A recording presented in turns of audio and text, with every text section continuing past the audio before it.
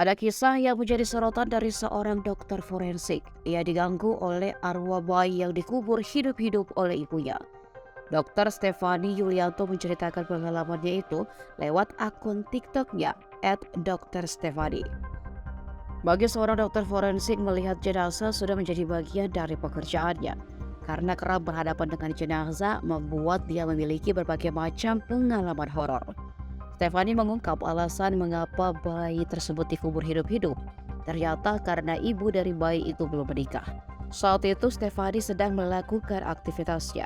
Namun saat dirinya berpapasan dengan anak tetangga, anak tersebut justru ketakutan. Saat ditanya, anak tetangga itu merasa ketakutan karena melihat sosok bayi yang wajahnya penuh dengan tanah di belakang dokter Stefani.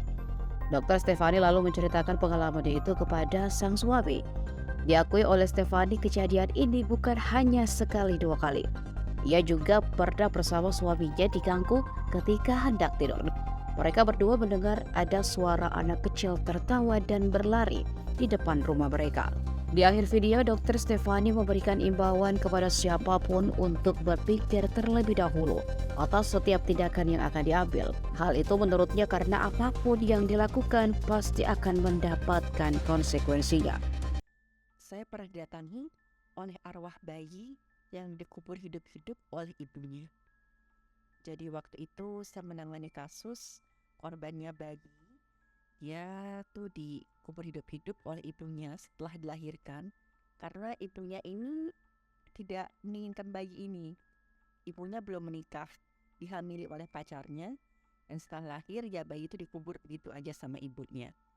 Waktu saya pulang, saya papasan sama tetangga saya.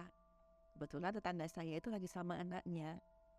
Tiba-tiba anaknya ini kayak ketakutan, nutupin mukanya sambil nunjuk-nunjuk di belakang saya. Ngomongnya itu ada anak kecil, mukanya serem, mukanya ada tanah-tanahnya. Ya waktu itu saya cuma bujuk aja, saya bilang, ya nggak apa-apa, dia nggak ganggu kok. Gak usah takut ya dek. Terus malam-malam waktu itu saya lagi ngobrol sama suami saya sebelum tidur. Kami dengar ada seorang anak kecil ketawa-ketawa sambil lari-lari di depan rumah kami. Waktu kami intip dari balik gorden, nggak ada siapa-siapa.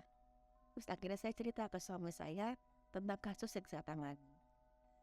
Dan akhirnya saya diajak sama suami saya, kita doakan yuk supaya dia tenang. Dan setelah itu ya kami nggak pernah lagi dapat gangguan apa-apa dari si anak kecil ini. Pesan saya, ingat setiap tindakan itu pasti ada konsekuensinya. Maka pikirkan baik-baik sebelum memutuskan untuk melakukan sesuatu.